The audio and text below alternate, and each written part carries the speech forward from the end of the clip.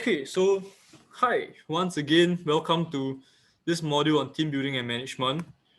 Um, okay, so first of all, let's begin with. Okay, is everyone back? Let me just check. Okay, if you're not back, just on your webcams. Or I mean, if you're back, then just on your webcam so I know that you're here. Yay! Okay, I see many of you coming in, but I also see a lot of black screens. So please, on your webcams. Okay, anyways, I'll just go through the dry bits. So yeah, do use this time to hurry up and on your webcams.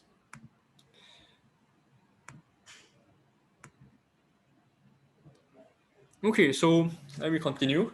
What do you want to gain out of this lecture of team building and management? First of all, I will be going through this thing called the Tuckman's stages of team development.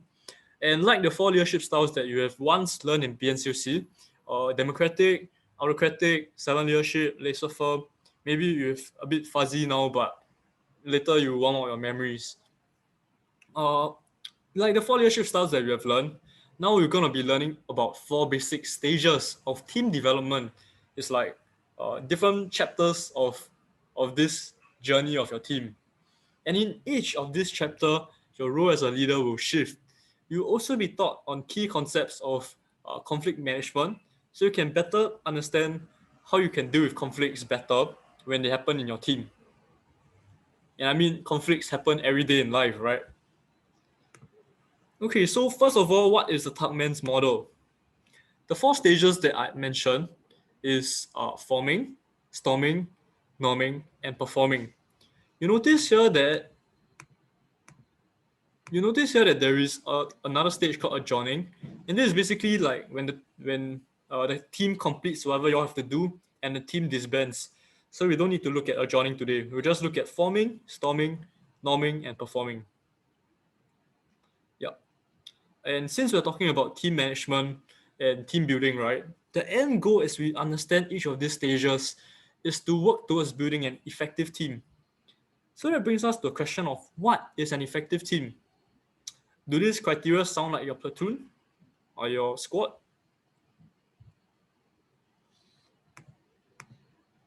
Let me just spotlight myself.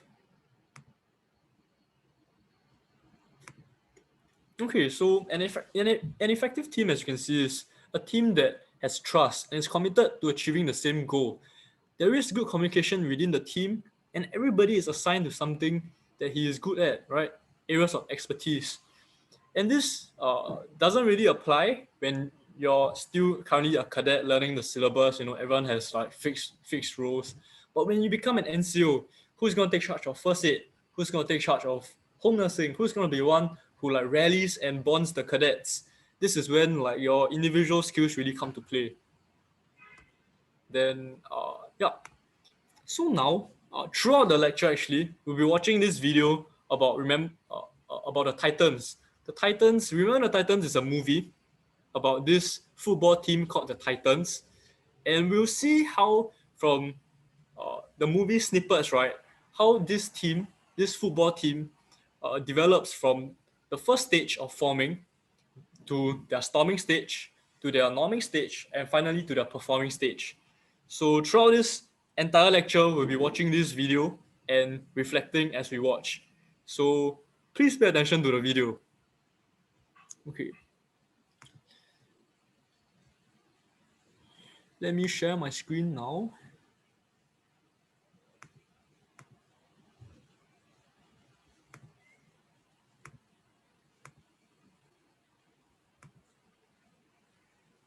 Can anyone see my screen? If anyone cannot see, just tell me in the chat room. All right, listen up. I'm Coach Boone.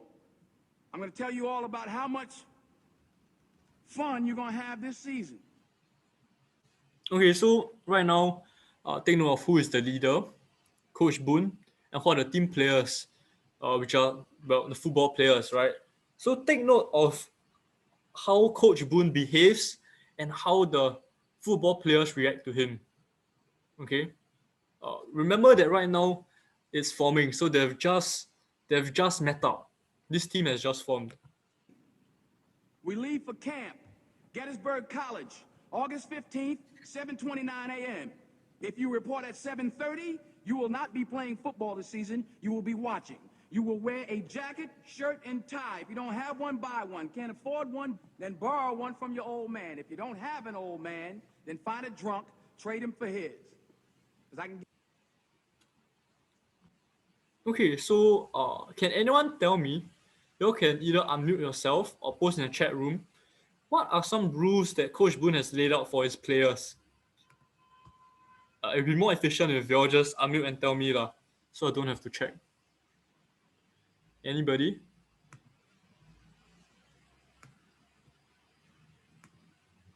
Okay, let's rewatch that, okay? At 7:30, you will not be playing football this season. You will be watching. You will wear a jacket, shirt, and tie. If you don't have one, buy one. Can't afford one, then borrow one from your old man. If you don't have an old man, then find a drunk, trade him for his.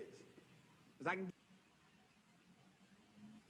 Okay, so anybody can tell me, what are some things that Coach Boone just said to his players? They have to come before 7:30 and wear a jacket, shirt, and tie. Okay, yes, thank you for that. So the reporting time is strictly 7:30, anytime 7. So they have to come by 7:29. So report by 7. Could you identify yourself, by the way? I'm Ewan from Hwa Chong. Ewan from Hwa Chong. Okay. So yes, report by 7:29 and wear a jacket and tie. So these are some rules that he set up. Because I can guarantee you there isn't a bum on the street that looks as raggedy and ridiculous as what I'm looking at right now. This is no democracy. It is a dictatorship. I am the law. Okay, once again the question. Coach Boone says this is no democracy, it's a dictatorship. I'm the law. So what leadership style do you think he's employing here? Anybody just identify yourself and answer the question.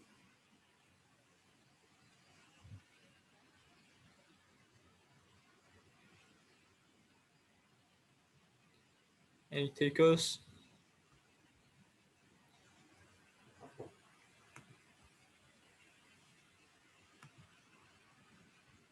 Let's see, how about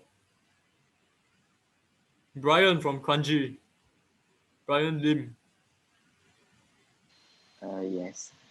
Hi, so what kind of leadership style do you think Coach Boone is employing here? And he says, this is a dictatorship, I'm the law.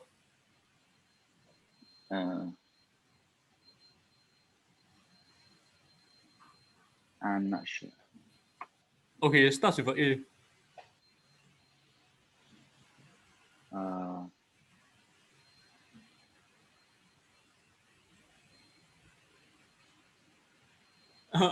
Okay, I think most of your memories are a bit fuzzy from BNCOC. So basically these four leadership styles, amongst these four, the most directed and instructional one is autocratic. The leaders are more forceful, right? So Coach Boone here is being more autocratic.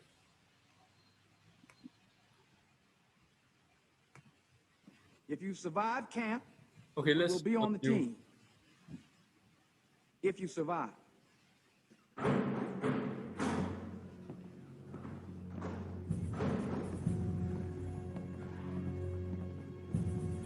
With him calling the shots, ain't none of us gonna see nothing but the bench this year. You ain't calling the shots, you'll play.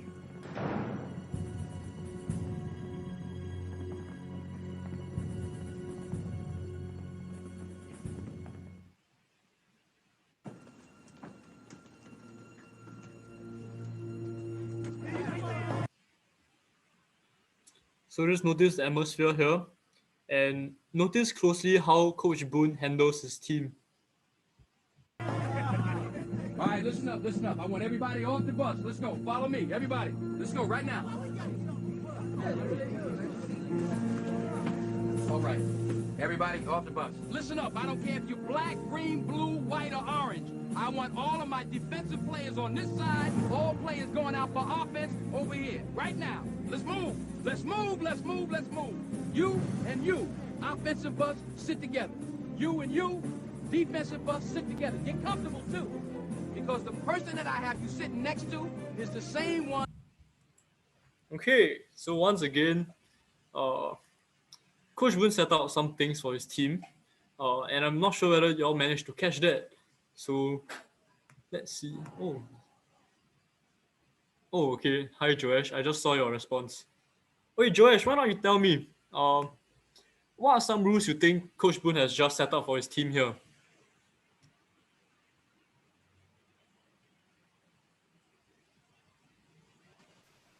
You want to rewatch the video?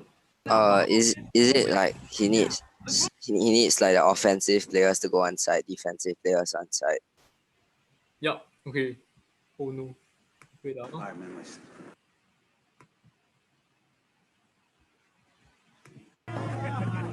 All right, listen up, listen up. I want everybody off the bus. Same. Yes. So offense and defense on either sides. And he said one more thing that I'm not sure whether you caught. Is it he wants them to be comfortable with who they are sitting beside? And one more thing he said. The person they're sitting next to will be the person that you'll be rooming with. Maybe some of y'all didn't catch that. So you said offense, defense, spin to either sides.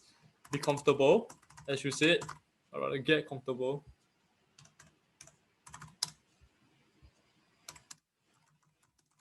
Room with the person you are sitting beside. Okay, thanks, Joash. You only missed out on one point. Same one that you'll be rooming with for the duration Oh, of he this didn't even camp. say okay. Okay, so let me go back to the slides now. So throughout this lecture, right, I'll just be juggling the video and the slides. So this is the first stage of forming, right? What were the characteristics that you observed of the Titans earlier on about the football players? Let's get Ifa from Chachukang. Ifa, are you there?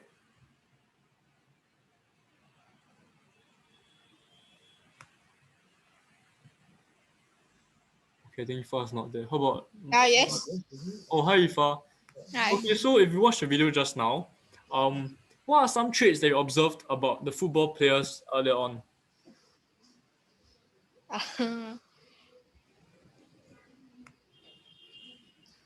Can you repeat the question?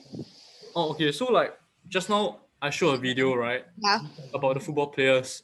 So what do you observe about these people? What atmosphere was it? They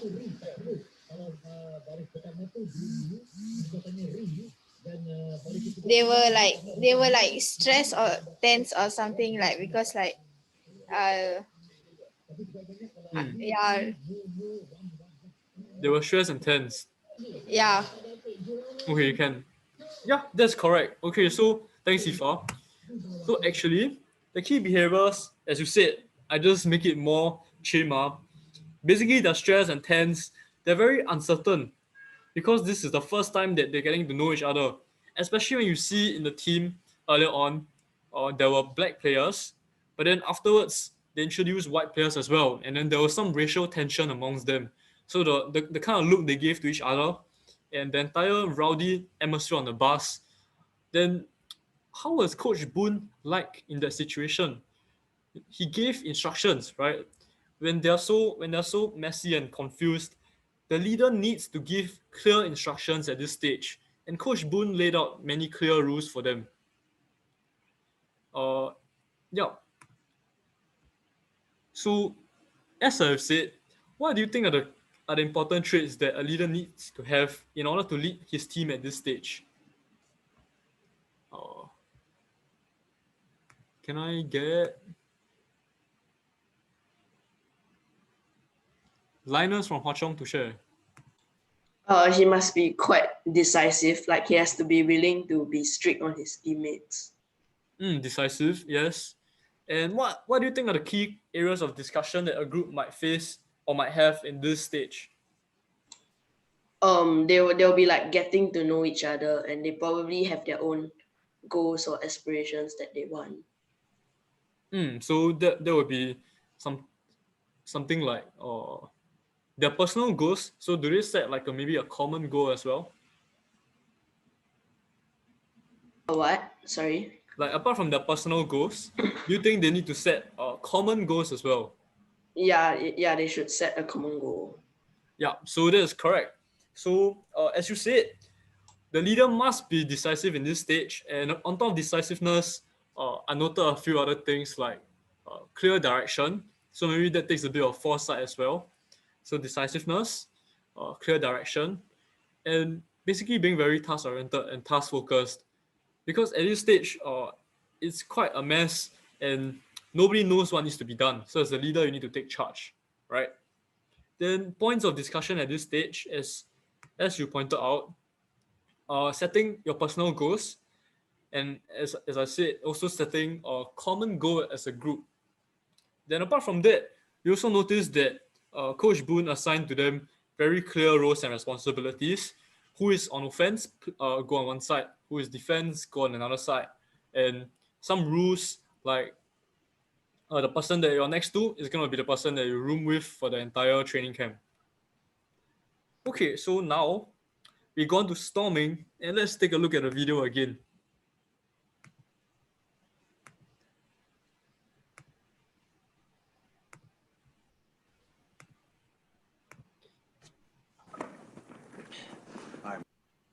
Okay, so for context, because this video is jumping, right? Over here, the Coach Boone has already asked them to find out more about their roommates, and these two players, Gary and Julius, are trying to do that right now. And actually, Coach Boone enforced like very intense training without rest, unless they complete this task about finding more about their roommates. All right, man, listen. I'm Gary. You're Julius. Let's get some particulars and just get this over with, all right? Particulars? Yeah. No matter what I tell you, you ain't gonna never know nothing about Hey, me. man, listen. I ain't running. Okay, so listen to what Gary tells Julius and what Julius tells him in response. And take note of the atmosphere. I ain't running any more of these 3-a-days, okay? Well, what I got to say you really don't want to hear, because honesty ain't too high up on your people priority list, right? Honesty? You want honesty? All right, honestly, I think you're nothing. Nothing but a pure waste of God-given talent. You don't listen to nobody, man. Not even Doc or Boone. Shiver push on the line every time, man. You blow right past them. Push them, pull them, do something. You can't run over everybody in this league. And every time you do, you leave one of your teammates hanging out to dry. Me in particular. Why should I give a hoot about you? Huh? Or anybody else out there? You want to talk about a waste, you the captain, right? Right. Captain's supposed to be the leader, right? Right. You got a job? I have a you job. been doing your job? I've been doing my job. Then why don't you tell your white buddies to block for Red better? Because they have not blocked for him worth a plug nickel, and you know. Okay, so actually there's one question here before we move on back to the slides. So what issue did Gary highlight to Julius, and what problem did Julius tell him in response? Anybody, just feel free to unmute yourself and let me know your response.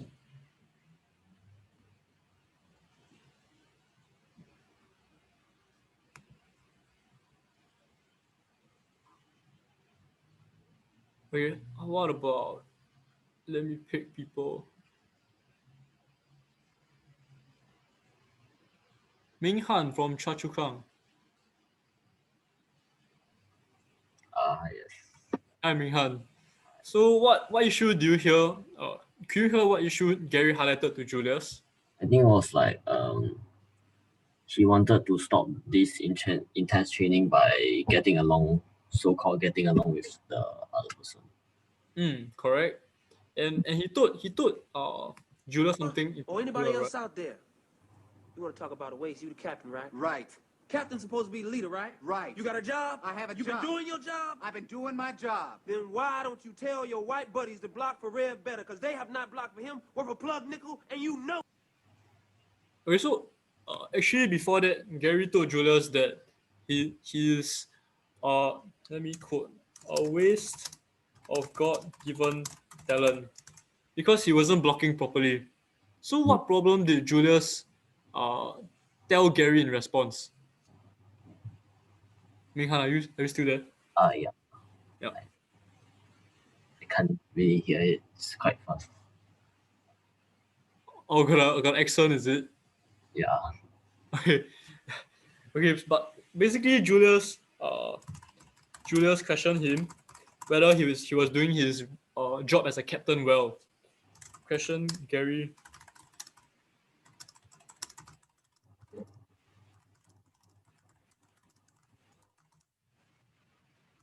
So he questioned Gary whether he was doing the role of a captain properly, because Gary had white teammates, and these white teammates didn't bother blocking the black players because they just didn't see them as teammates because of like all the racism going on. So that was the snippet for storming. Now let us go back to the slides.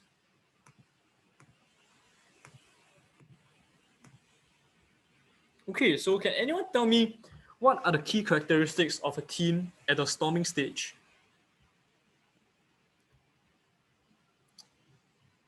Anybody? You can also post in the chat room if you're shy.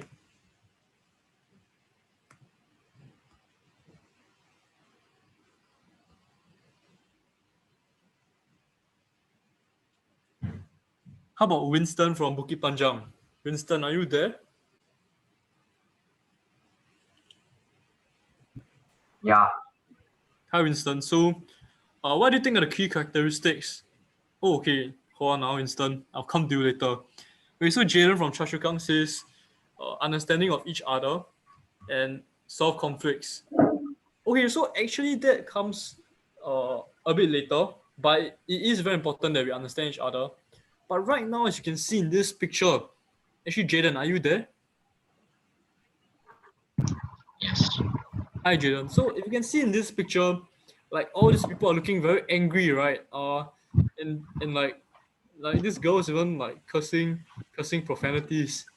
So what do you think is the characteristic of the team right now? I think they're pretty mad at each other. Yeah, correct. They are very mad at each other. Thank you for the response. So this is what we call like tension, right? There is very strong tension and you might affect their relationships, and there's a lot of emotions involved as well. And this is exactly what happened in the video earlier on. Julius asked his captain, "Are you the captain? Are you doing your job right?" He's competing for the status in the team. There is power struggle, and clearly these two people didn't really see eye to eye on things. So now let's think about these questions. Why do you think storming is potentially damaging for a team? And why then do you still need to experience this storming stage? Hi, Winston, you can answer me these questions now.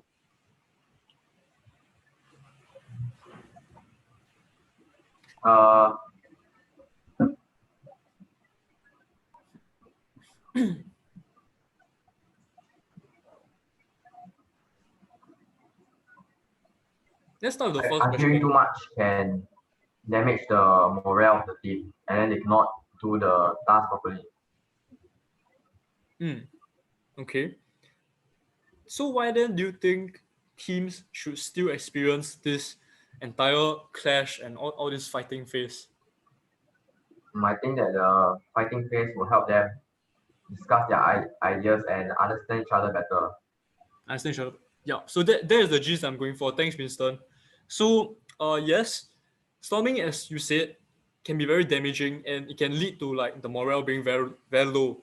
And like take note, right? What came before storming? It was forming, right? This team has just formed, and at this phase they're so new, and yet they'll go through these initial conflicts, and that is precisely why, if you don't manage these conflicts nicely, it could lead to your entire team just being destroyed because they just came together, they don't see eye to eye. It's very easy to just like quit and like stop working in this team. And furthermore, if there are some conflicts that you leave unresolved, over time as you like so-called move on to the future stages of your team development, your team is like actually some of them might still be stuck in storming because they have conflicts that are never resolved, and like in future when you want to put these two people to work together, they can never work as efficiently together because they always have that conflict at the back of their mind, that unresolved fight. And as you said, why is it necessary? Because everyone thinks differently, right? There is bound to be conflict at every point in time in the team, and that is why it's important that we have these conflicts, so we acknowledge each other's differences, and it's only when we overcome these conflicts that we can truly go on to the next stage.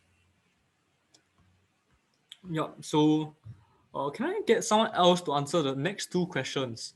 What important traits do you think a leader needs to have in order to lead a team at a storming phase, as well as the key areas of discussion that the group will be having in this stage? Let's get Enderton. Enderton, are you there?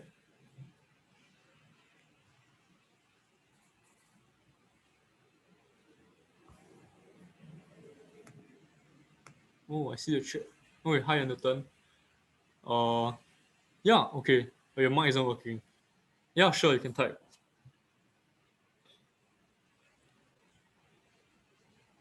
So maybe you want to start with the first question. What are the traits that a leader needs to have in order to lead his team who is in storming, in a mess?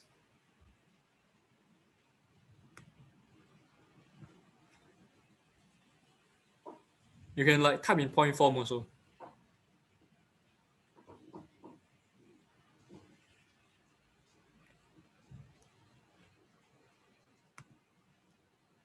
Needs to have autocratic leadership. Wow, okay, so you're going a step further by linking it back to BNCOC. But yes, he needs to have more control. And autocratic leadership, to break it down to the rest, means more direction, more firmness, uh, and potentially just like taking charge of the situation, basically. So as you pointed out, it is possible that the leader might be more firm. Then let's go on to the second question also. How about the key areas of discussion that you think a group will have at this stage? Anathan, you're still typing, right?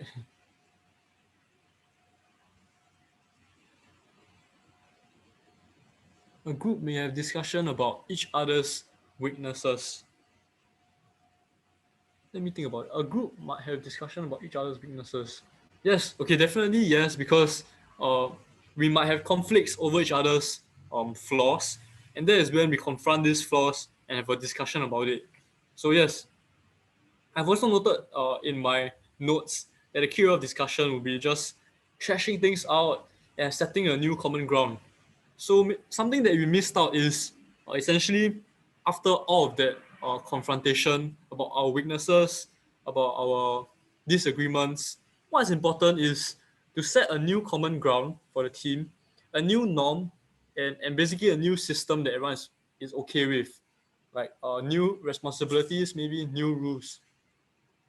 So you can note down your notes that a key area of discussion is to set a common ground and a new norm and system for everyone. Okay, I hope you all got that. So back to the third point, the important traits. It's interesting because Anderton said autocratic, and that is definitely possible. But at the same time, can you also imagine if perhaps when your team is having conflict, as a leader, on top of being autocratic, being more harsh, or directing them, giving them something, giving them their task to do, you could also be democratic, be more patient, listen to their viewpoints, understand where everybody is coming from. So in this one stage, there's actually multiple ways which you can handle it as a leader. And what does it depend on? It actually depends on your teammates, in which kind of leader they'll work better with.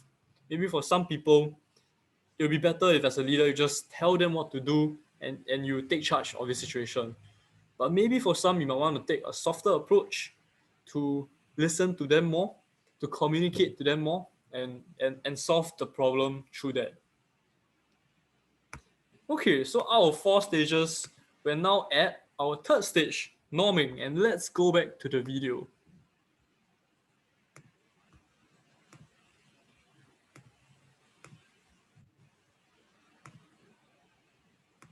And you know it. All right.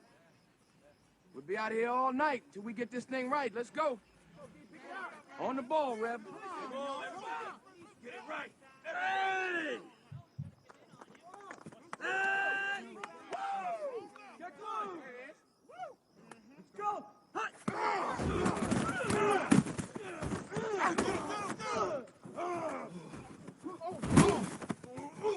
What was that, Ray? Okay, so for context, because I understand that it might be quite hard to hear the audio quality. So Ray is one of those white buddies that Gary had that did not bother like defending the black players because like they just didn't see them as teammates, right? This was the exact problem that Julius brought up earlier on. And Gary now as the captain, he sees the problem. So watch what happens next. Whatever it is, it ain't blocking. Give me a break. You want a break? I'll give you a break. Me and Julius. Wait. Just let them Take handle it to this. Rev once, just one time. Okay, so as you see Gary bursting out at Ray, how do the coaches react to the conflict? Think about that. Does anyone have a response?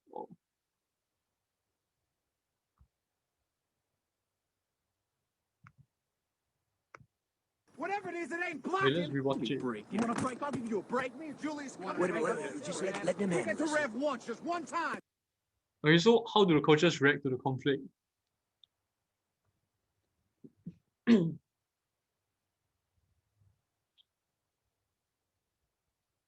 It's more laissez-faire, right? Meaning it's more hands-off. Hands.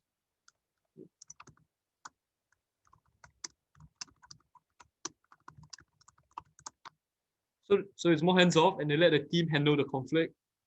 And Gary basically tells Ray like to defend properly next time and to like stop this nonsense lah. So now more importantly, Gary listens to Julius about whatever Julius brought up earlier on, right? So now look at how Julius reacts to this. I swear to God, I'm gonna hit you so hard by the time you come to. Ooh, boy, you're gonna need a new haircut. You understand me? Let's play, fellas. On the ball. Let's run it again. Let's go. Hey! All right. Hey!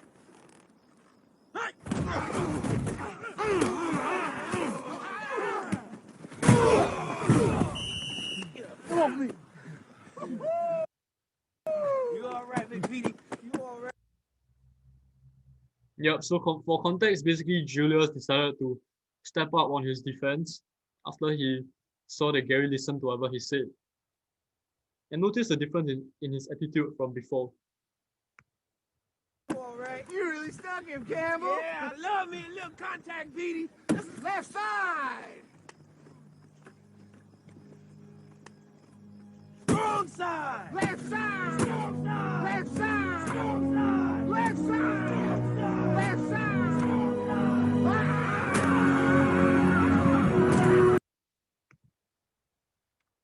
Okay, so that was norming. Now let us go back to our slides.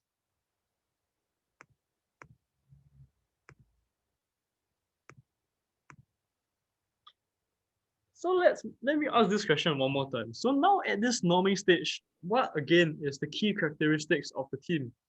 How has it changed?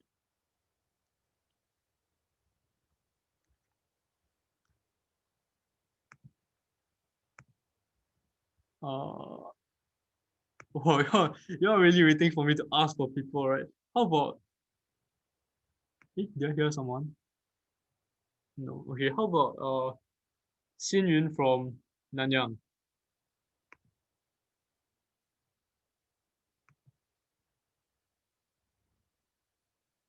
Hi, Xin Yun, are you there?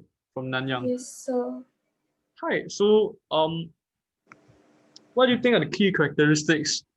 What were the traits that you noticed about the team earlier on? what happened in the video first and foremost? I wasn't sure if they were still fighting or something. Oh, okay. Yeah, I also thought they were fighting at first, but it's like their camaraderie, I guess. Yes. Oh, what happened before that? For example, when Gary was scolding one of the guys for not defending properly.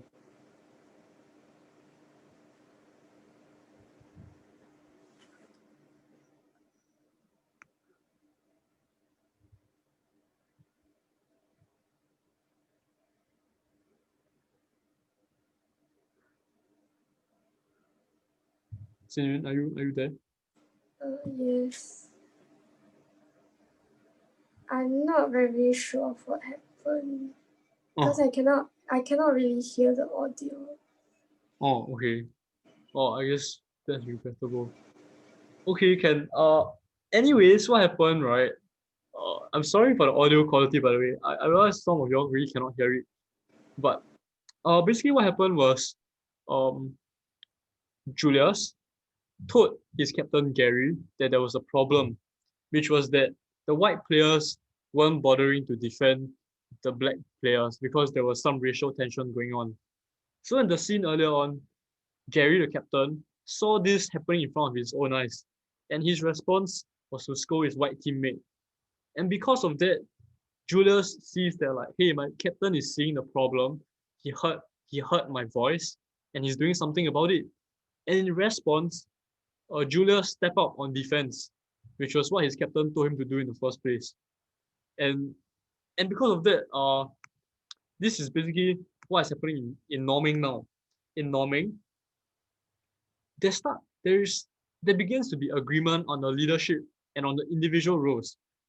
Like for example, Julius accepting and embracing that this guy is my captain and I'll listen to him. We begin to resolve interpersonal differences, and you see that the team is more united and cohesive together now. And generally, the team performance increases when, in a team setting, we start to recognize one another's strengths and weaknesses, and we can see how we can work together to overcome each other's flaws in order to be more productive and efficient as a team. So now let's think about this question. What does a leader need to do at this stage? So in this is quite interesting because in this video, there are both the coaches as well as Gary, the captain. So there are two kinds of leaders.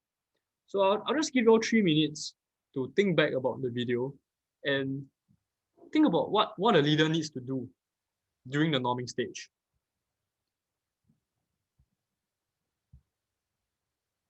So in these 3 minutes, right, because I know that the audio is a bit bad, so I'm just going to replay the video, then you can take a look at it again.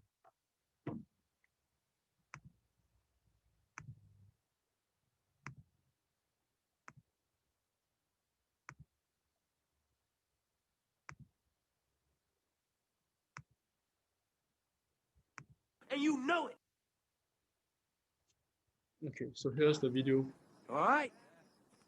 We'll be out here all night till we get this thing right. Let's go. On the ball, Reb. Get it right. Hey! Hey! Let's go.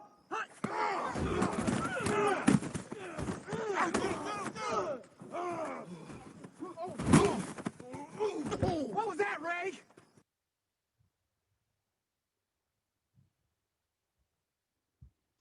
Whatever it is, it ain't blocking. Give me a break. You want a break? I'll give you a break. Me and Julius. Wait a minute. Just let them handle Get to this. Rev once, just one time.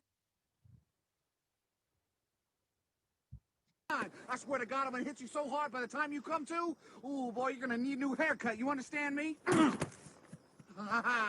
Let's play, fellas. On the ball. Let's run it again. Let's go. Hey! All right. Hey!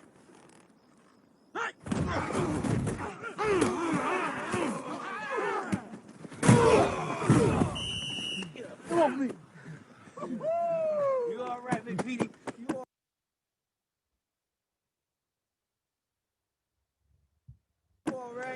stuck him, Campbell. Yeah, I love me a little contact, Petey. This is left side. Wrong side. Left side. Wrong side. Left side. Wrong side. Left side. Left side.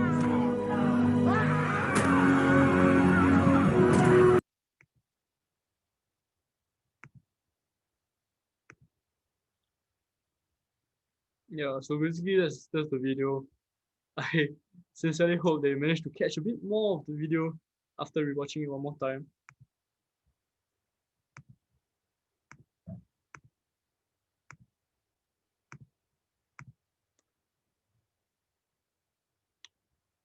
Okay, so now that we've had a bit of time to think, let's get some people to answer this question. Le Ray, are you there from HCI? Yes. Hi, Le Ray. So, what do you think a leader needs? Okay, so first of all, there are like both the coaches and Gary, the captain, right? So, what do you see that they display in this stage? The captain takes a more direct approach towards telling his own teammate off, while the coaches are more laissez-faire. They were more laissez-faire. They were more hands-off. Okay, so thank you. So let me just ask you on the response, right? He was more direct to his white teammates, right? He scolded them for not defending properly. But what did he show to Julius? He showed the camaraderie. Sorry? I'm not sure what he was they were both doing. They were both like screaming very loudly. Oh yes, they were both screaming very loudly. So actually, right, what I'm trying to say here is, because earlier on, but y'all might have missed it. Basically, Julius brought up the fact that like your white teammates aren't defending us properly. So like, why should I care? So what Gary showed in this scene was he actually listened to this problem, and the moment he saw it happening, he took action. He did something about it. So as you said, correct, he's more task oriented, a bit more like authoritarian, autocratic with his white teammates. But he also showed to Julius that he listened to the problem. So in a way, that's like democratic leadership. And like you said, the coaches, another form of leaders, they were more hands-off, right? They were more laissez-faire. They let the team settle the conflict on their own. So you see that again in this stage, there are multiple roles that a leader can take. They can take on. They can either choose to be very involved in the process, or they can choose to let like the team members handle the conflict on their own. So okay, let's now like watch the last bit of the video. Okay, bear with me. This video is on performing, and it's the last phase. Oh my god. Share screen.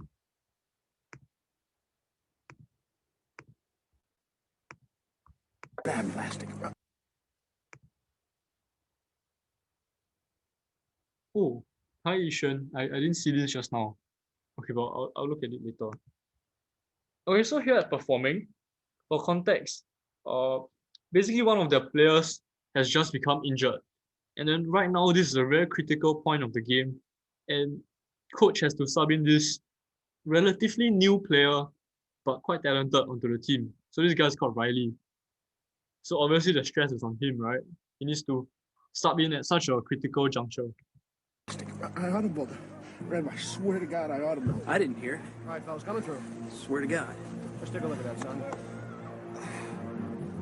Now, he broke a bone in the wrist. He won't be throwing any more this season. You got 1 minute, Coach. Take the other time out, Coach. Ronnie Bass! Coach, you guys going back in, right? Not a quarterback, son. I can make that pitch, Coach. Yes, you can. When I was 15 years old, I lost my mother and my father in the same month, Ronnie. Same month. 12 brothers and sisters. I was the youngest one, but they were all looking up to me. Now, I wasn't ready yet either, but they needed me. Your team needs you tonight. You're the colonel. You're going to command your troops tonight. You understand? Twins right, 48-0 read. Let's go. So Right now, coach said this to Riley: "You're the colonel. You're going to command your team tonight." So as he assigns this relatively new player to his new position in the team, does he show any doubt in Riley's abilities, or does he demonstrate trust? Anybody just shout out the answer?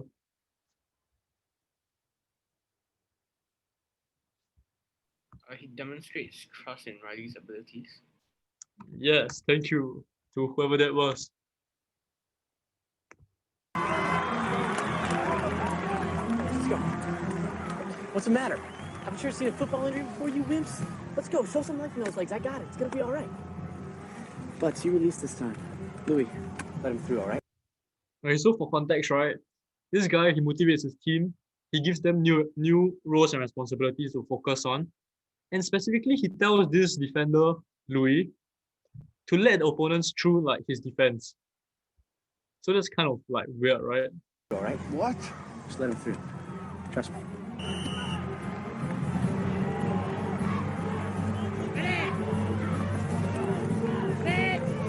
Blue 21, blue 21.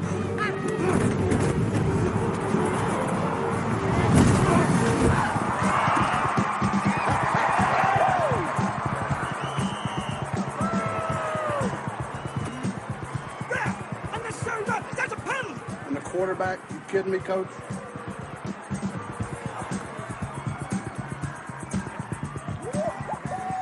You see that man? Okay, so we saw earlier that Riley, he was given this new role, but like a colonel, he really commanded his team and he led them to victory. And his individual skill at this stage, as well as his team proficiency at this stage, allows his team to ultimately win the game. So think about this question: what are the characteristics that the team is showing now at this stage of performing? That's a bad white boy, man.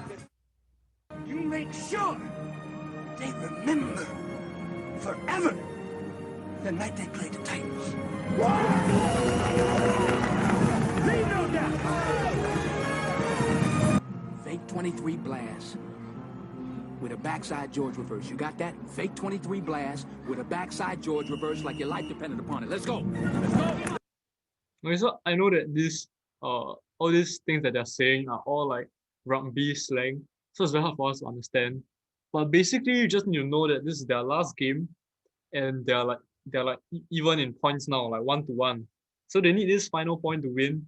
And in this very crucial moment, Coach Boone, he changes the team formation and he changes the entire strategy. So this is quite like scary, right? But do the players seem confused and worried about this sudden change? No, right? They look perfectly ready to embrace this challenge. The Titans take the field with time to run one final play for the state championship. I thought he was injured. I guess not. Why are they bringing a QB?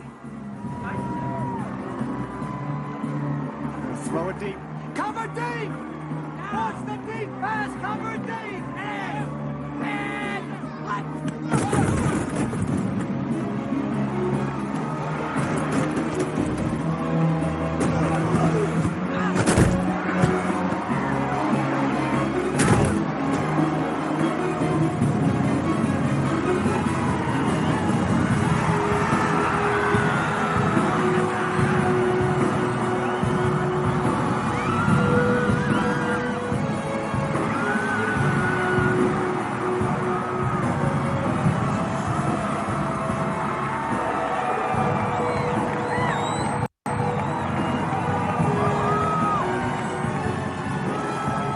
That's it, boys. That's it. Good season. Okay, so that's it. Thanks for your patience in watching this video. Now let us go back to the slides.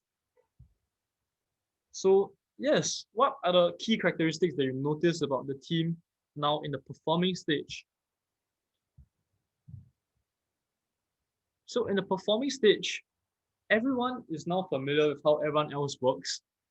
And most importantly, you see that when the task ahead or when the strategy changed, nobody showed doubt because the team has now achieved a level of respect and trust in each other that they're confident of still producing quality performance and work, even when the situation changes.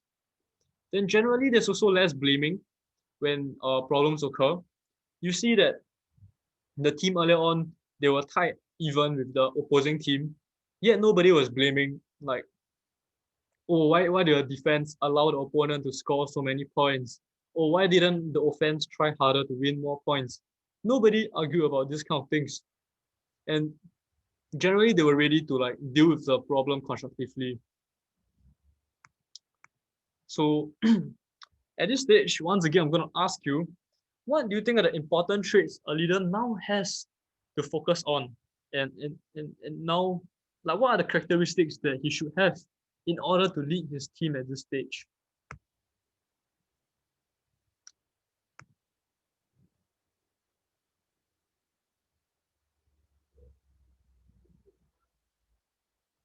So you all can post in the chat room, or if you're posting in the chat room, let me know in advance, because if not, I won't know that you're going to share any response. If not, I'm going to get Joanna from Kanji. Joanna, are you there?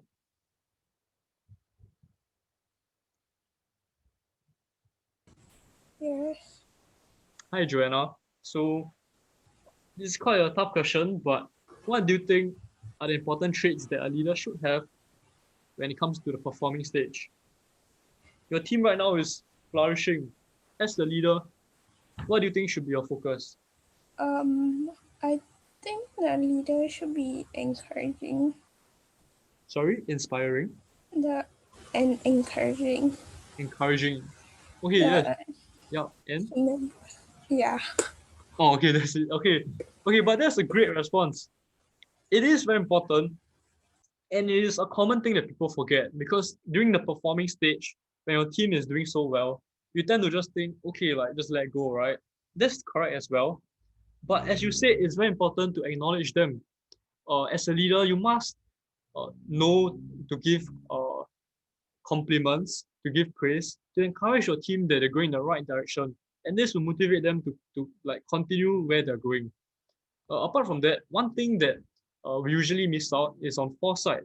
So a leader now that your team is doing so well, right, there comes a challenge where you have to have foresight to think about how else can you improve this team? Where more can like your team progress after this like peak? You must find new peaks to achieve, right? So yeah, now that we've learned, this is essentially all 4 stages of team development. So now let me pose you a question. Throughout the 4 stages of team development, does the leader's role shift or remain the same? So I'll go on to this link below. I'm going to post it in the chat room to share a response. I repeat, because I'm going to stop sharing the screen. Throughout the 4 stages of development, does the leader's role shift or does it remain the same?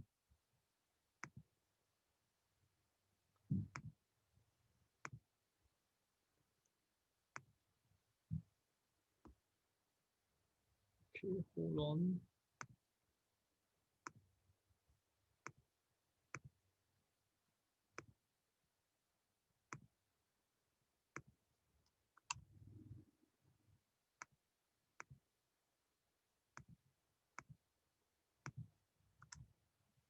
Okay, here's the link. So you see that in the link, I've actually separated into 6 columns according to a group. So just add on to the column that is applicable to you. Yeah.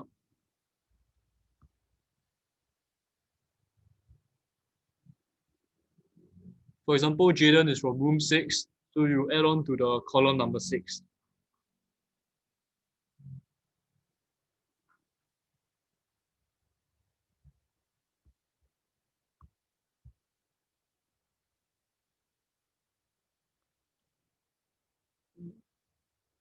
Oh yeah, also when you post your response, right, just make sure to name yourself as well, so I know who you are. So name yourself and talk to me if the leader's role remains the same or changes throughout the 4 stages of team development. And if it changes, tell me how it changes.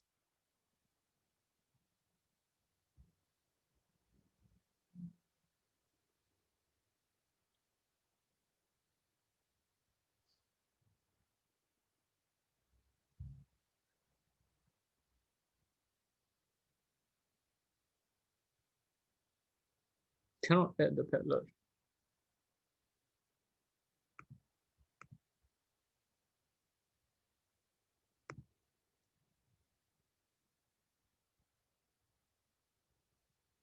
Oh, okay. Is this an issue everyone is facing? Yes, I see some yes. Okay, hold on now. We learn to adapt when situations like this happen. Okay, give me 2 minutes. I'll make a new one for you guys.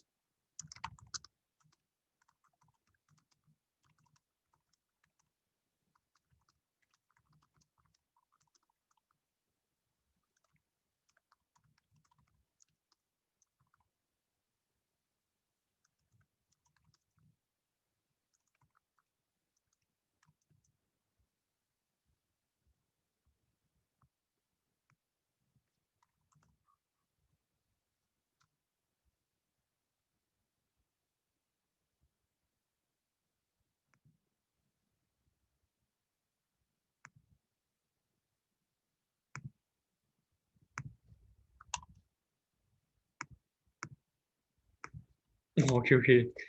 I'm saying yes. Use this new link.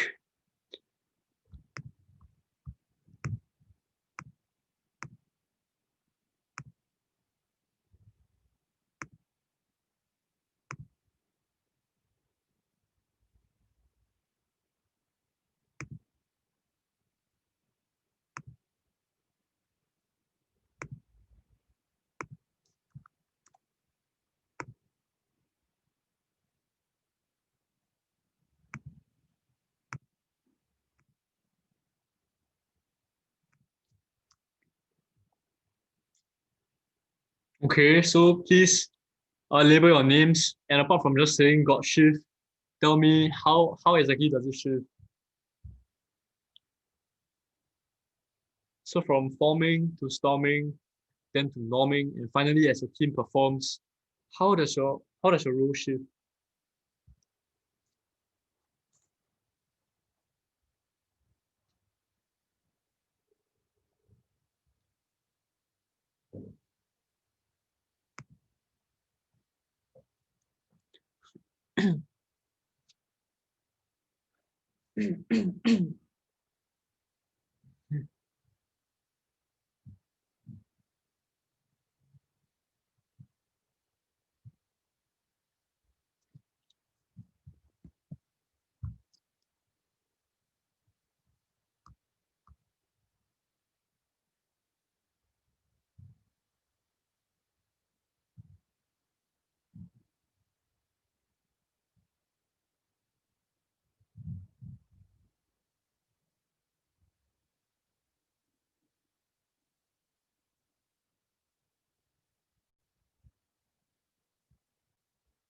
Okay, I'll just give maybe 1 more minute for you guys to wrap up whatever you're saying.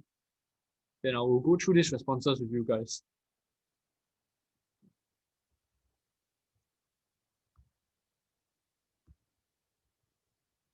Okay, we're making good progress, guys.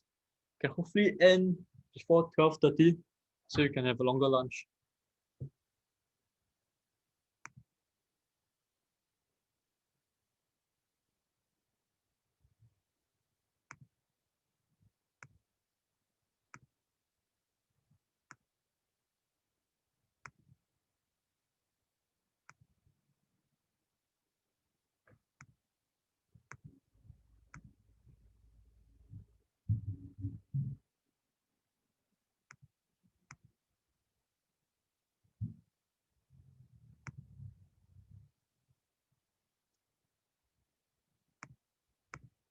Okay, let's take a look at the responses. Okay. So let's see Jaden's one. Why it keeps shifting.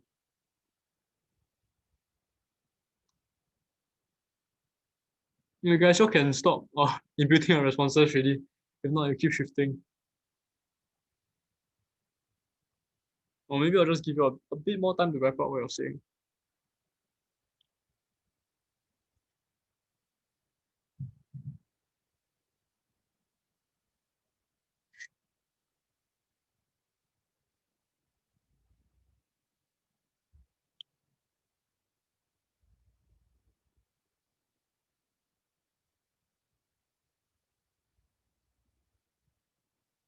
Okay, so generally I see from your responses that you're starting to see the concepts of BNCOC, right? How at the start for norming, at the start at forming and at storming, the leader takes on a more authoritative role.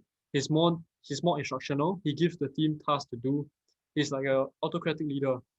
But as as Song Yang says, as the team develops, the leader has to loosen his control and let the team members solve their issues.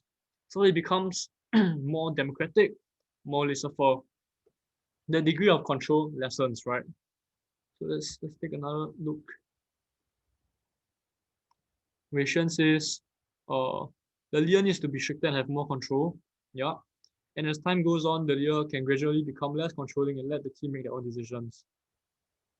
Okay, so I'm glad that all of you recognize that the leader's role shifts as he has different situations to deal with, like Jabel said. And that situations where they need to encourage the team or when there is conflict between the teammates.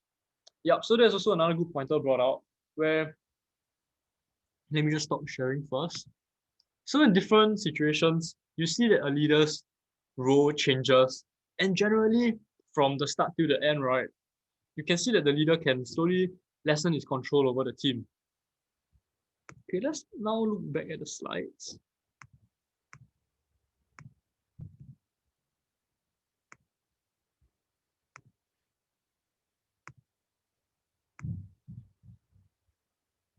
Okay, so how does this relate to whatever you learn in BNCOC?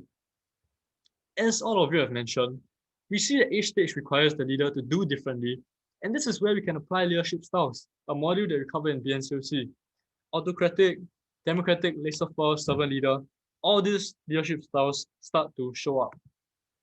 Right? An autocratic leader, someone more firm, calls the shots, almost like a dictator.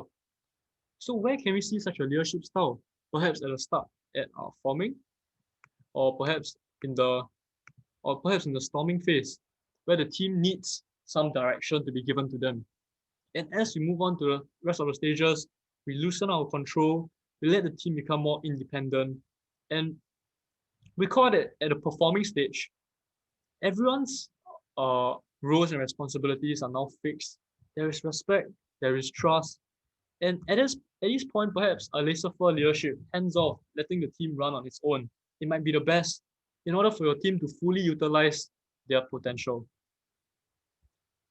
Okay, so that brings us to learning point 1. In BNCOC, we once learned that as a leader, you must understand the needs of your team members. Now in ANCOC, we teach you how to adapt your leadership style based on the needs of your team. The team developmental model is actually a good reference to see how at each stage of development, what does your team need?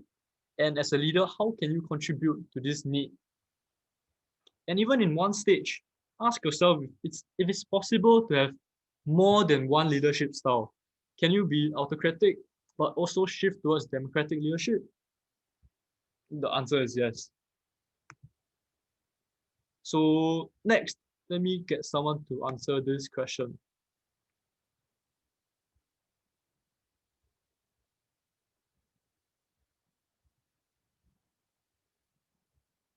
Yu Fei from Bukit Panjang, are you there? Hi, Yu Fei. So which of these 4 stages would most teams find themselves stuck at? I think the storming stage.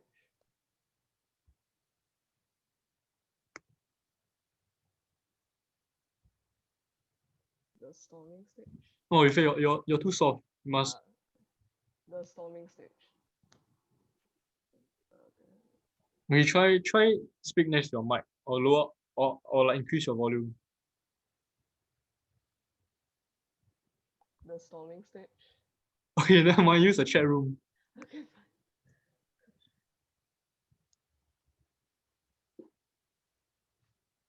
Storming. Okay, thank you. So it's not over yet. So okay, actually it's over. Okay, so storming is correct. And during storming phase, we always meet with conflicts, right? So what information will be helpful for us to work through this stage in order to build our successful and effective team? This is where conflict management matters. So before I continue with this phase, let's all take a 5 minutes break. You can grab a snack or take a washroom break, but make sure to come back. What's the time now? Make sure to come back by 11:56. Is that all right? Because we are running out of time. Okay, 11:56. See you guys.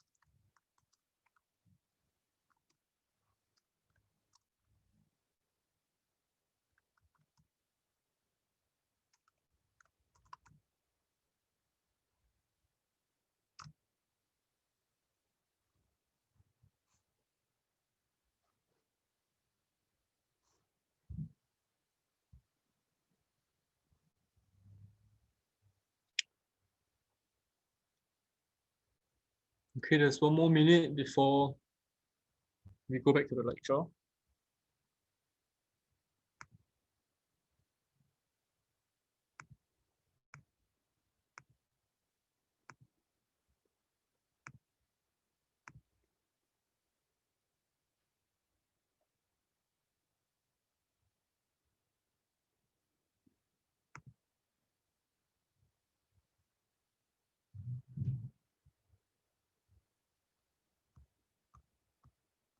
As usual, once you're back, just on your webcam so I know that you're back.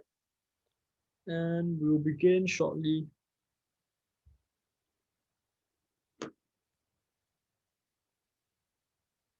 If your friends are not back, please get them to start coming back to the room soon.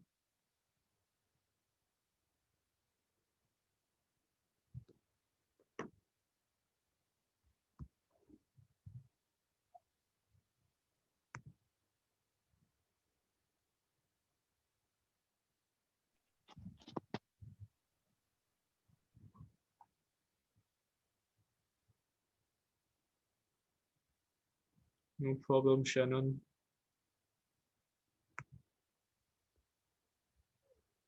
Okay, it's 11:56. Some of you guys are still not back yet.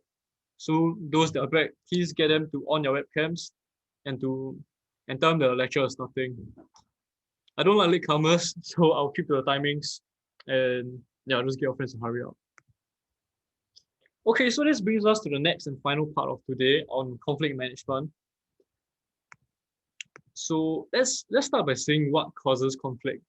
Conflict management is commonly caused when there is communication breakdown and when people try to fight for power within the team. There sometimes may be personal problems involved, so that might get a bit tricky. So let's do a simple activity now. I will show you 7 pictures. You can open up your chat room and post the first emotion that comes to mind as you see each picture. Okay, ready? Okay.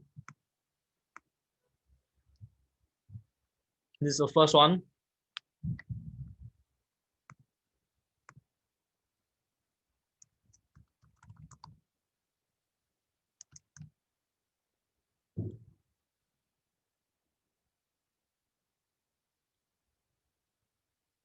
Happiness, cheerfulness. Okay, the second one.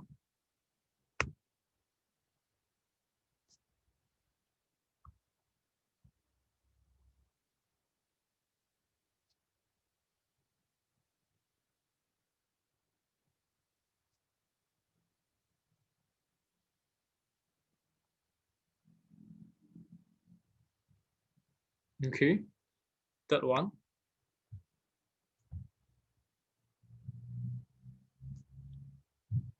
Chaotic, okay. Cheerful, party, excitement. Okay, the fourth one is quite interesting.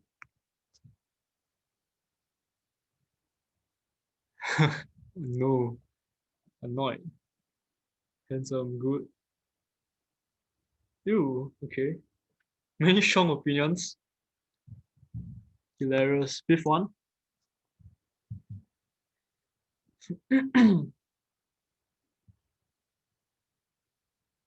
Okay, sixth one.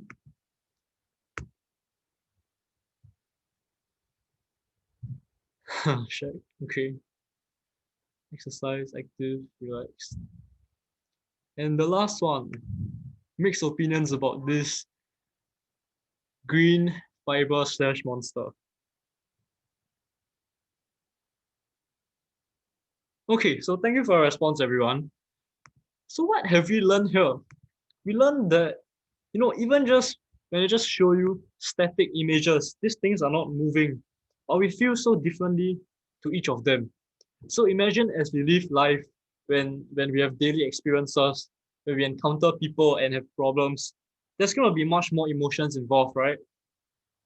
So why is that? Each of us actually come from different places, we have different backgrounds, and that affects how we see things. And that is why we tend to have conflicts and have disagreements over the same things. So for a leader to help his team move past this entire storming phase or this general conflict, he needs to understand the needs of everybody, where everyone is coming from, and act as a bridge between everybody to bring the people together to understand each other. So this highlights the role of a leader, where you're not here to simply tell people like, okay, let's just do this, but you're really here to understand where everyone is coming from, why there is a clash in conflict, and attempt to build this connection between two people that are having an argument and see things differently. I'm sorry, I'm kind of losing my voice. Okay, so step one is acknowledging the conflict. So the first step is always to acknowledge the conflict, and a common mistake is to escape conflict. When people see two people fight, the first instinct is maybe to crack a bad joke to loosen up the atmosphere, maybe just ask the people to calm down. Of course, that doesn't mean, if you can see here, reduce immediate tension. That is correct. So what I mean is, for example, back in army, I had soldiers holding scissors and approaching another soldier like angrily. So obviously, when you see things like that, you know that there is danger and there is an immediate tension that you must resolve, right? But but beyond the immediate tension, do not avoid the conflict, because when we run away from conflict, it's often very hard to come back to it to solve it. What you need to do is to get everyone to acknowledge that, hey, there is a problem, and thereafter secure their commitment to solving the problem. So this is actually something very powerful, because if you're able to get everybody in the team to agree that there is a problem and that we will solve it together, that is essentially half the battle won. So we move on to step two, understanding and communicating with each other. So in this step, once everyone has committed to solving the problem, start to clarify your perspectives. Give everyone time to voice out what they believe, and separate it into these three things: facts, assumptions, and beliefs. What is true about what they're saying? What is something that they're assuming that might be false? And what is a belief that they have that we should understand? So a good technique that you can use to do this is to discuss in small groups, because think about it as, if you have 50 people, each with clashing ideas and viewpoints, but you break them down into 10 groups of 5. So now within these groups, they will sort out their misunderstandings, clarify, and when you come back together, there's only 10 groups of people that's gonna be discussing, right? So you split up all these disagreements, you group them up, and you like sort of have a step one of understanding first before you let everyone come back together. So that brings us to step 3, where you regroup everybody into an entire group and analyze this issue one more time. So at this phase, once the problem has been laid out, something that people might forget to do is to have a plan. So often people think, okay, now that my team says we're going to solve the issue, we have negotiated, we understand each other, problem solved. But problem not yet solved, because now you still need to have a plan where you need actionable steps to resolve the issue. Now why do you think this is important? Let me just get someone to answer. Or if you want, you can post in the chat room. Why do you think it's important to have a plan? How about Jabel from Dunman? Hey, Dunman.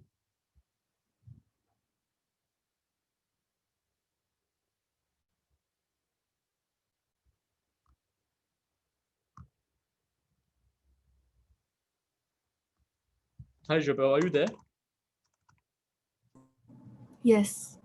Hi, Jabel. So why do you think it's important to have a plan in step 3 and actionable steps to resolve the issue? Or you think it's not important?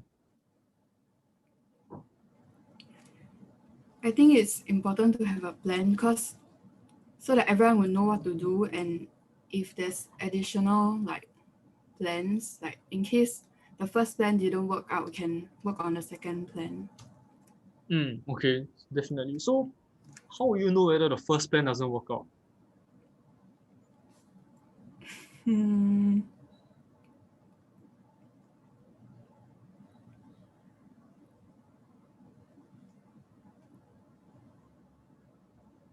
I'm not very sure. Okay, anyways, that was a good response. Actually, you got it already, so I'll explain your response. Okay. Thank you. So as you said, right, if the first plan doesn't work out, you can use the second plan or come up with a third plan, fourth. That is correct. So people don't realize that you can only have this, right, if you have a plan in the first place. So if you just say like, okay, we've come to agreement, the problem is solved, but actually there is nothing like tangible done to like solve the problem, right? Then the problem is not solved. But it is when we have a plan, we have actionable steps. Let's say, by the end of this week, we want to get this thing done. But by the end of the week, this thing is not done yet. Then clearly we can have something to look at and see that, oh, this is not done. And what more should we do? Maybe as Jabel said, come up with a plan two. Maybe we can do it by next week, or maybe we can do this instead by the end of this week.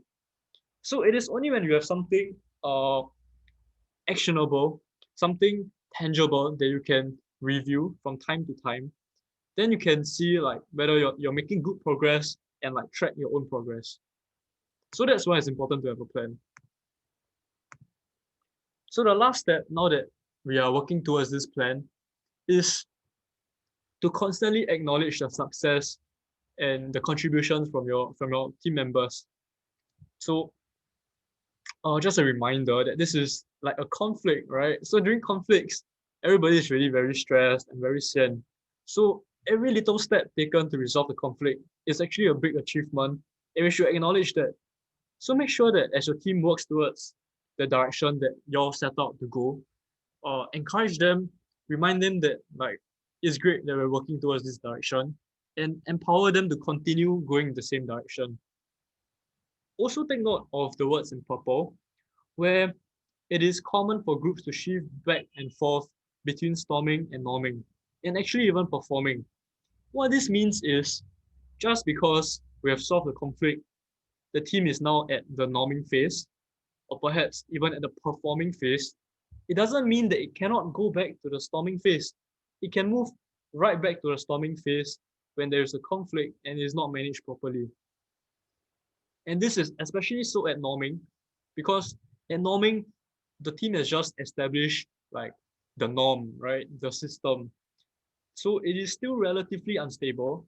And if there are small conflicts that you don't really manage, they can become big conflicts and like just throw your team back into like unstable storming phase again. So always continue to monitor and make sure that the team is working well. Okay, so this is the last assignment for the day. It is 12:08 right now. We are quite ahead of time. So read the scenario given below and apply the steps that you have been taught in conflict management. So word of caution, usually people just tell me, like they straight away try to think of a solution that solves the problem. So some instructors feedback to you that more time should be spent on bonding activities. Some feel that, okay, we should focus more on first aid. So as the chairperson, many people just tell me, okay, I will try to cater to both of them, full stop. I mean, a solution is never as simple as that. For example, let me just describe to you, if a training is going to be just 2 hours to 3 hours long, and both parties are really very upset that there is not enough time for first aid, there's not enough time for bonding activities, but yet now you want to do both at once, and you spend only like what 1 hour on first aid, that is not even including time for food drill, home nursing, and other stuff.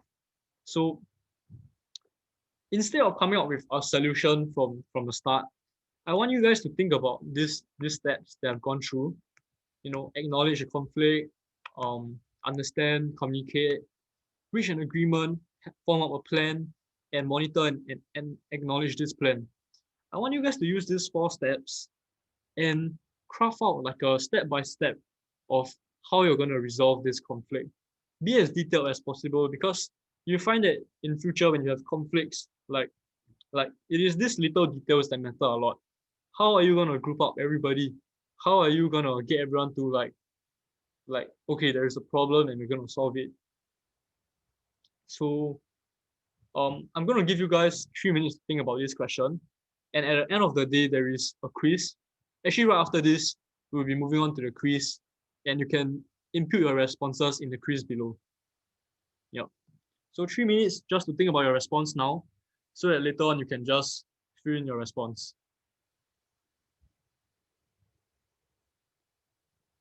In the meantime, anybody wants to ask question, you can ask in the chat room as well.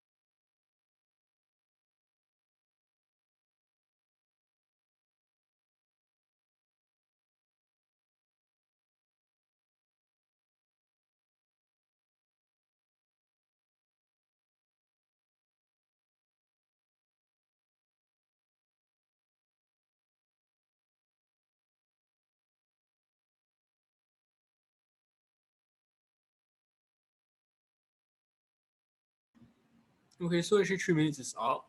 And if you need more time, you can continue to think about this as you fill in the Google form.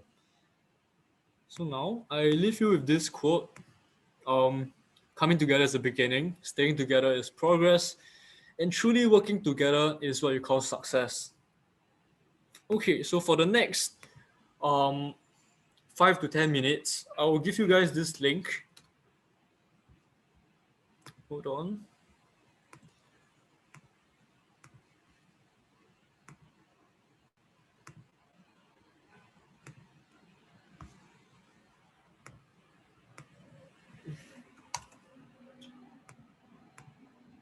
Okay.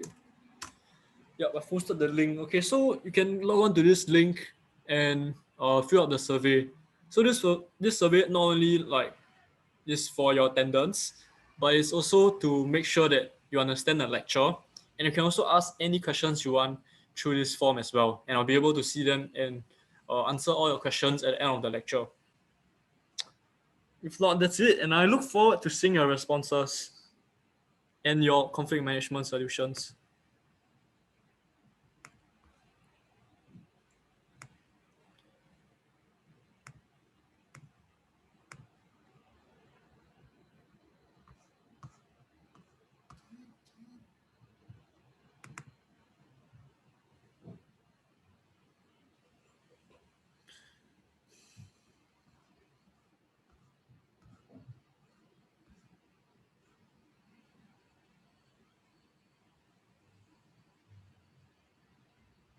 Oh, I realized that I took out the question.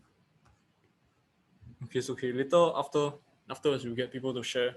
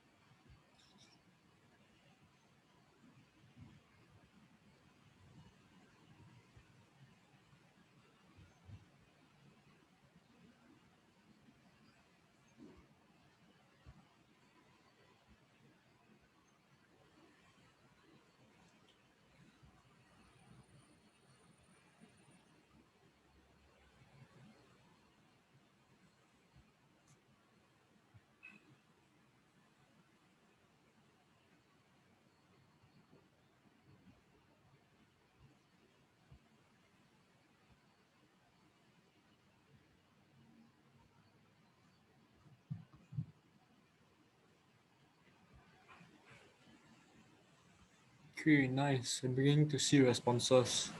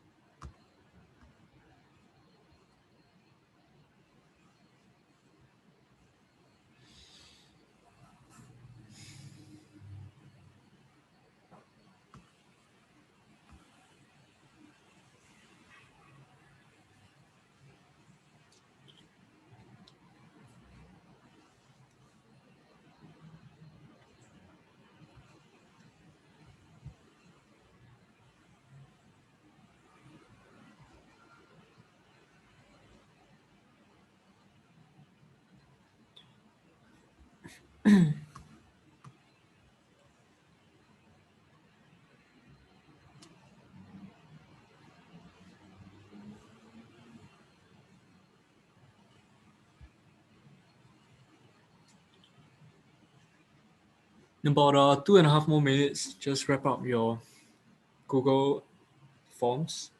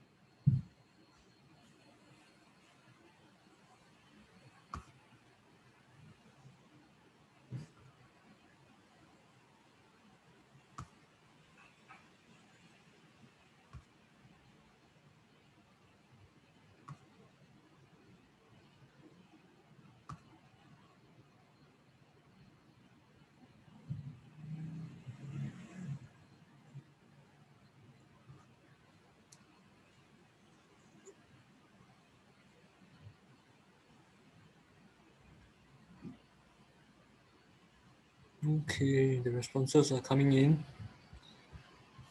I think I'll share my screen. Okay, so to those who are still doing the Google Forms, just take your time. But in the meantime, I will just proceed to share my screen and I will look through some of the answers with you guys. Okay, so actually at first I had this question for you guys to upload your response to how to like facilitate the conflict management. But afterwards I decided to take it out and instead to add in more tricky MCQ questions. And I can see that MCQ questions really got some of your got some of your lot. Okay, so the first question, team effectiveness always rises over time. Why do you think why is the correct answer false? Anyone can just shout out the answer. Because during the storming, you will like have conflicts in your team. Yes, thank you for that. So during norming to storming, there's actually a dip in team effectiveness before it goes back to norming. And as I said before, from norming, it's very easy to go back to storming as well. So over time, it is not a guarantee that your team will just become more and more effective. Because like that, you can just sit down and do nothing, and you just get a successful team. So next, okay, this I'll skip. It's nice to see when you all write a lot. Okay, what are the characteristics of a team at forming? Uncertain. Okay, most of y'all got it correct. Well experienced, you might be confused with performing, because forming they just like formed, so it's hard for them to be like well experienced. Then norming, some of y'all really said to sit back and let the magic happen, which is in some cases it's correct, but in these four options we are looking at like the best thing that a leader can possibly do at the stage. And for this case, it would be to continue to facilitate understanding amongst the team, because as I mentioned, at norming there can still be slight tensions that if you're not there to like facilitate, right, they could just become like very big conflicts and make your team go back to the storming phase. Okay, so next, performing phase, which best describes the characteristics of the team. So again, definitely in performing, you can see that there are agreement on roles and responsibilities, and you resolve interpersonal differences. But all these are actually more of norming, because in the norming phase, we already start to agree on what each of us should be doing. We already start to overcome our individual conflicts and disagreements. So what is truly unique about the performing phase is that we start to trust our team members and we respect them for their skill. So that is what defines this performing phase. And that's also why with team members that respect and trust each other, the leader can truly like take a more hands-off approach. Okay, everyone got this correct? Okay, feedback. Okay, I'm sorry that the lecture was a bit dull, but I tried to use the video, but I think for some of you guys, you couldn't hear the video properly.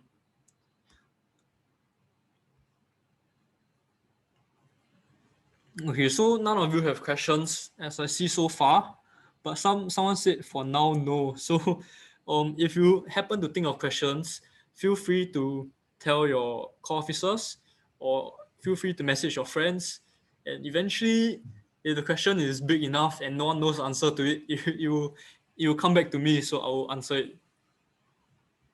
If not, that's all I had for you. Make sure that you all complete the ANCOC lectures. I mean the ANCOC quiz, because this is what we're using to track your attendance as well. So basically, if you don't receive your attendance,